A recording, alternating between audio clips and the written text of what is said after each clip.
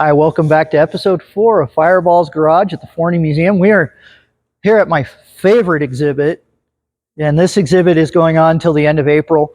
This is the Red, White, and Buick. Of course, everybody knows I love my Buicks, so this one's pretty good. We're going to do a run through, and then I'll probably do an episode on each individual car. We start out here with a 1912 Buick, model 35. This is one of the first big production Buicks. This one's being restored by the museum, and it's just absolutely gorgeous. We're getting it running currently. Wonderful car. And from here, we'll move on to a 1913 Buick. This one is actually owned by a good friend of mine. He did all the restoration work on this car. It runs, it drives. It's just an absolutely gorgeous automobile. As you can see, the wood firewall, the kerosene lanterns, and actually these ones were carbide lanterns at the time, so they used a carbide generator. And I'll talk more about a carbide generator in a later episode. But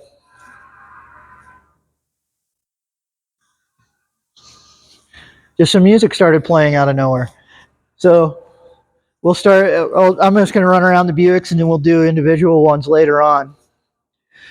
This one also belongs to the same friend of mine. This one's a 1918 Buick Series E, model 45, touring four-door convertible. Beautiful car. Again, this one runs and drives. Glenn restored this one to the T. It's just beautiful. And then this next one is one that we will be eventually having in the shop. This is a 1923 Buick 3-passenger Opera Coupe. Now the reason it's called an Opera Coupe is we can get underneath the chain here. If you look, it has one seat for a driver and then one seat for the passenger in the back. So this is known as an Opera Coupe. So it was a very prestigious vehicle. This one we might end up having in the shop here soon because it needs a complete engine rebuild. So I think we're getting the contract to rebuild this one. Again, a complete wooden frame with metal over the doors. These were all built by Fisher Body in Flint, Michigan. And we'll move on down the line here. This one's a 1927. This is your...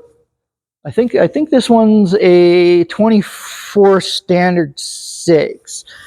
1927 Standard 6 Roadster. Again, it's got this one's absolutely gorgeous. I love it. It's been restored. It's got the rumble seat in the back. Standard Buick, everything on it. This one actually had the Buick 6-cylinder in it for this year.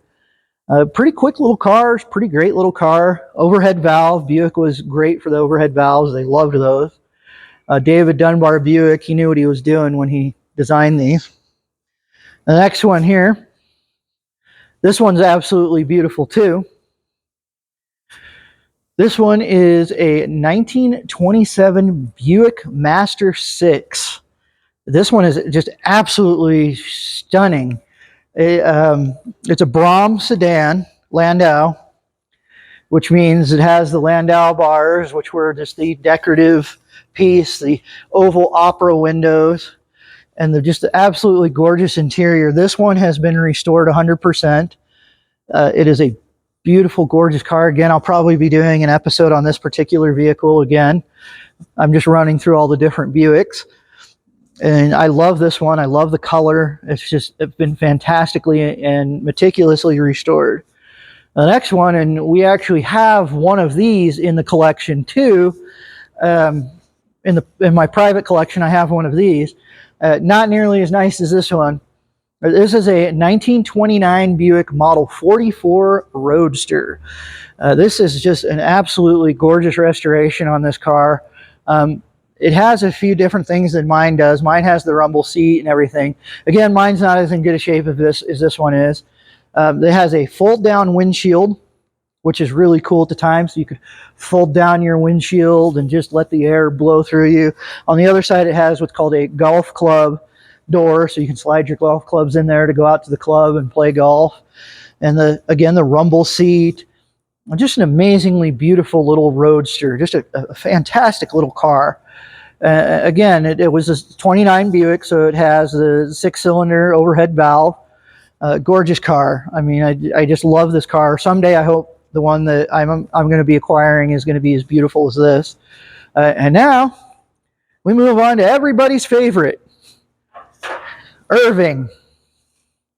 Yes, ladies and gentlemen, my 1929 Buick Model 57, affectionately known as Irving. He's here at the museum.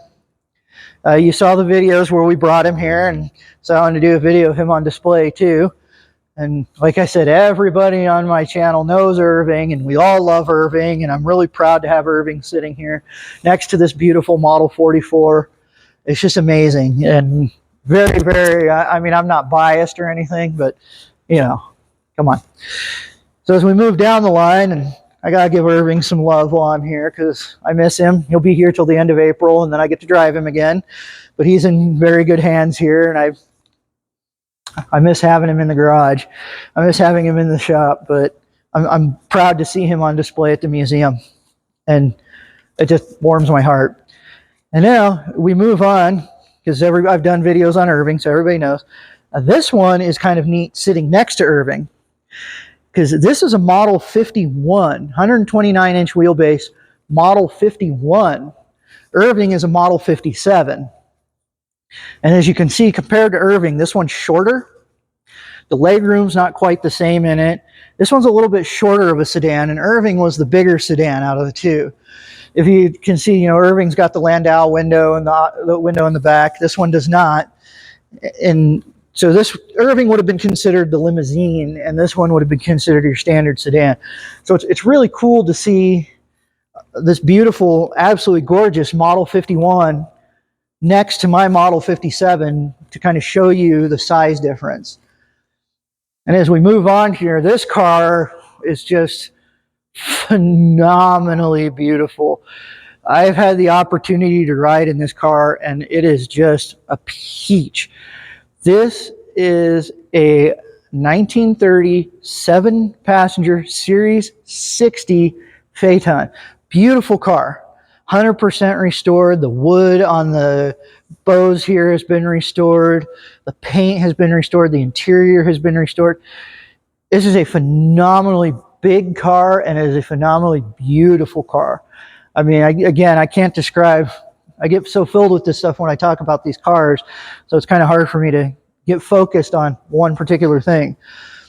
But this belongs to one of our Buick Club members, and it is just phenomenally restored, phenomenally beautiful car. As we go around the side here, we've got, surprise, another Buick. And this one is a 1930 Buick. This is a Model 44.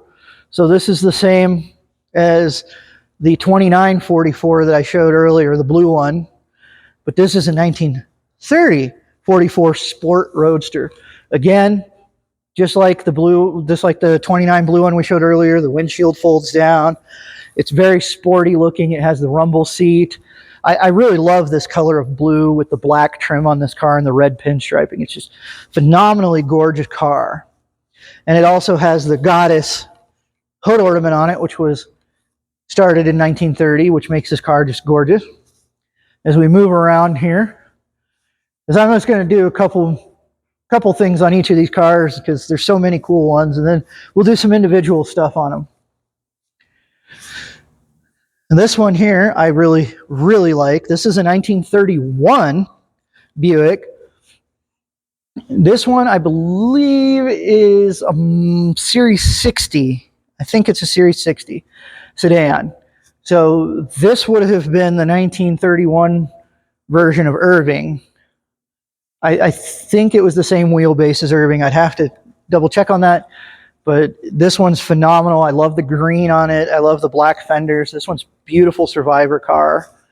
And this one, the next one up, is one I particularly enjoy a lot too. Of course, you know, well, we know me. I don't like Buicks. This is a 1935 Buick.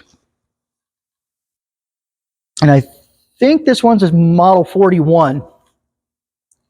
four-door sedan. Beautiful car.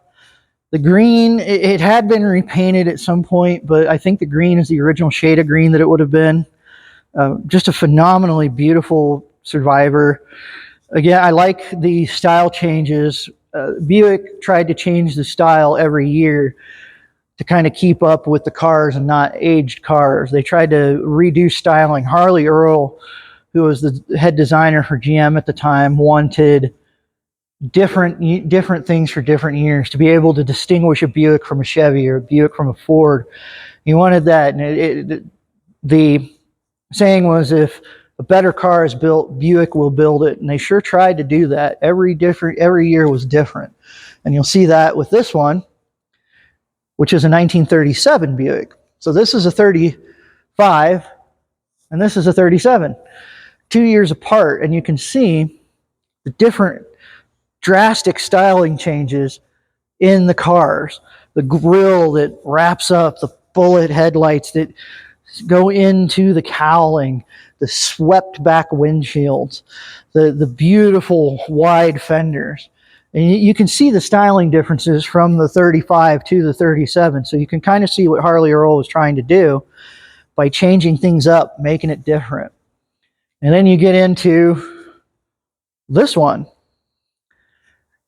And this is a 1940. So from 37 to 1940. And you can see still more drastic changes in the grille shape, the fenders. Now the headlights are molded into the fenders and not separate pods. And they're just wide fenders. The grille has come out more into the front cowling there. It's just a totally different styling.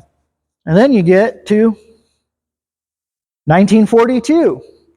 2 years later, and look at the difference in the styling. You've got the chrome bumper that's molded into your header panel, the lights that swoop around with the fenders, this beautiful Buick grille that you could tell it was a Buick, the beautiful lines, the round curves of this car.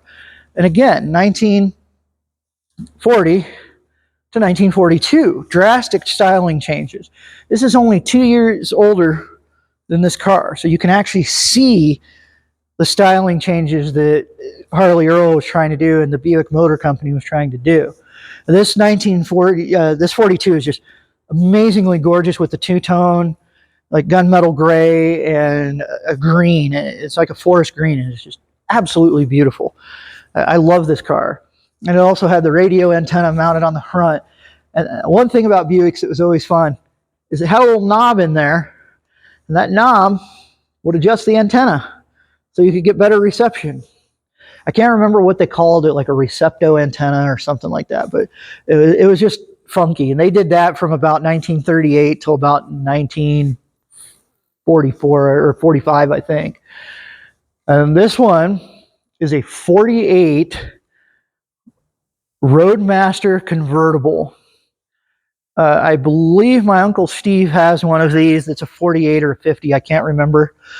But this one is a fantastically beautiful car. Again, you can see the styling changes. Directly post-World War II, when cars became a thing and everybody was buying a car, and everybody wanted something unique, something different, something to show their personality. So they came out after World War II with these just colors like, sunset yellow and African blue and royal green and all these beautiful colors, so you could pick out your car what you wanted. The brighter, the more chrome, that was your status symbol. That was how you showed off. And after World War II, these cars became so sleek and so aerodynamic and so beautiful. As you can see, the front fender just goes right into the body line and up onto the rear fenders. Just fantastically beautiful car. And, baby boomers coming home from the war, this is what they wanted. They wanted cars to show their individuality. And then this one right here, this is a 1949 Super four-door sedan, Buick Super. Beautiful car. This was more of your entry-level Buick. They called it a three-porter. As if you notice on the 48, it doesn't have any ports on the hood. Well, then they went to these that had the ports on the hood.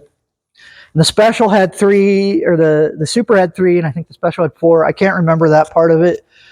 But this one's an amazingly beautiful original Survivor. A fantastic automobile. I love the blue color. The interior is just gorgeous on this car. And then, if you notice, the grille was kind of a holdover from the 42, except more pronounced. The hood was different. The fenders were a little bit different. And then we've got, this is a Buick 8. This is a 1951 Buick 8. So similar between the Super and the 8. But if you notice, in 51, the grille got lower, hood got higher, more meaty grille. It got these big bullet fog light things on them. You know, all this just gorgeous chrome. Just an amazing, amazing car. And the portholes stayed on this. The portholes actually stayed on these cars up until I think about 1957 or so. And then they revived it later on by getting stick-on ones and stuff. So this is a phenomenal Buick. I love this car. I believe we have one in the family. I'm not sure. I think maybe Annalita and Uncle Steve have one, but I don't know. Then we move on to this guy. And this is a Buick Century 2-door. This is a 1955 Buick Century. I love the 50s era Buicks because of the styling and the swooping and the you know, your belt trim of your chrome. It's just an amazing car, amazingly beautiful. These cars defined the 1950s. The 1950s, you got away from the swooping fenders like this, and you went into the fenders that were almost level with the grille. So you can see the styling changes as we've gone through these, and just how amazing and how different the years were and how much they changed. And it's got the big bullets on the nose, just like the 57 Chevys did. Just an amazing car. Now this one is one of my favorite out of all the Buicks here. And I know that's weird to say since my 29 is here, but I love this car. I love this color. I love the interior. The interior is black and white on this beautiful like rose pink color. This is a 1958 Buick Century. And I personally think 58 was one of the coolest years for Buick because of all the chrome. You have these big chrome trim back here. You have this big chrome fins, the big chrome belt line, that huge chrome front bumper, the gun sight. These are called gun sights. The gun sight fender trim, you know, this big, beautiful chrome toothed grille. Just a fantastic automobile. I mean, this thing, driving down the road, you know, you were in class with this thing. This thing is just beautiful. I love the color. I love the car. And I'll show you, and this goes into more styling changes here. So this is a 58. This is a 63 Wildcat. Now, this is a Wildcat convertible, and I love Wildcats because of the engine they had in them. The 58s and the 55s and stuff had a similar engine. The Buick Nailhead engine, I'm going to do a whole episode on the Buick Nailheads. But the Wildcat, this was a fast car. This is touted as one of the fastest Buicks. You know, just amazingly beautiful car. They made them in several different trim levels. And you could buy a convertible, a hard top, coupe, 4-door, whatever. And they were just phenomenal. This one is, now we're getting into what I like to call the grandma years. And everybody associates Buick with, oh, my grandma had a Buick. Oh, my grandpa had a Buick. Oh, my great uncle had a Buick. This is what they're talking about when they say that my grandma had a Buick. This is a 1966 Special Deluxe sedan. Beautiful car, again, because it's a Buick, and I love Buicks. But it's a 4-door base model sedan. You know, this was like a family car, but still such wonderful styling. You could tell a Buick from a Chevy from anything else going down the road by the grille. Just an amazing car. And the 4-doors aren't as well touted today as they were, but I think the 4-doors are starting to make a comeback because a lot of people are wanting them because it was grandma's car. Me personally, I like the 4-doors a lot. I like the sedans. I like the coupes. I like them all. And I would not mind having a 4-door sedan like this. It would be a beautiful car, fun car to drive. And this is another one of my favorite cars here. This is a Boat Tail Riviera. This one is gorgeous. One of my first times, this is a 71, I think. One of my first cars I ever got to sit in and actually control the steering wheel was my Uncle Steve's Riviera. And it was just like this, except it was brown. And boy, when I got to sit in that car, I fell in love with that car. The Boat Tail Riviera was such a neat design change. It had a dash that had these, like, came to a point like the front end and the back. And then you had this amazing point that came to the back with this wraparound rear windshield. Just a beautiful, stylish, very stylish car. And it has the quintessential Buick wheels on it with the Riviera center cap. So the Riviera was the top of the line sport coupe, I guess you could say. The Riviera was the sporty model, the real cool, you know. This was a neat car back in the day. And it's just an amazing car. And I've always loved these Boat Tail Rivieras. And I will never forget being able to ride in my Uncle Steve's and sit on his lap and steer it when I was about 7 years old. I'll never forget that car. I think he still has it, actually. But I love this car. This one here is an Electra 225. I think this one's a 60, I'll have to look, 65, I think. But beautiful car. 68, beautiful car. This is when Buicks started getting big. The Electra was the big car. 225 horsepower Buick Electra. Now this car is 100% original. I know the owner of this car. The top has never been down on this car. He bought this brand new as a convertible, his father did, drove the hell out of it, but never put the top down. So on this convertible, this top has never been down on this car. But it's just a beautiful car. I love the pale yellow. And again, this was when the Buick started getting big and meaty. You know, that's when big cars were all the rage in the 60s. Now my second favorite, actually, I love all these cars. This car right here is another car, not this one in particular, but I have a lot of memories tied to a vehicle just like this. This is a 1970 Buick GS Skylark with a 455 V8. It was and this one's a 4-speed, and these were originally about $3,000, so about $30,000 now. My Uncle Steve had one of these. I think he still does. It's red. His is red with a white top and white interior and just a beautiful car. And I remember riding around in that when I was a kid, and I loved that car. So I've always had a place in my heart for these grand sports. So they made this one, and then they made the GSX, which was a grand sport, but it was only available in lemon yellow and Apollo white, and it had a bigger engine and whatnot in it. But this car holds a lot of memories for me because I remember riding around in my Uncle Steve's car like this one. It's just fantastic. The 70s, 71s, and 72s were just beautiful cars. That's where you're getting into the muscle car era. This was at the time considered a big muscle car with the cowl induction hood, or the induction hood. And it had a Batwing air cleaner in it that was just amazing. Beautiful vehicle. And this car, this last car in the Buick section here, this car is my dream car. When I was a kid, my first car was a 1978 Buick Regal. And that was the car my mom and dad bought it brand new in 78. It was the car I was brought home in the hospital from the day I was born. It was my very first car when I turned 16. And I painted it black to look like a Grand National. Same body and everything, but I painted it black because I always dreamed about having a Grand National. The Grand National had a 3.8 liter turbocharged engine. A fast little car. At the time, because this was 87 when they came out with these, at the time, this car could outperform a Porsche 911, out-accelerate it. They made another model called the GNX, again, which I think they only made 500 GNXs or something like that. But the GNX was a twin turbo-powered car that was twice as fast as this.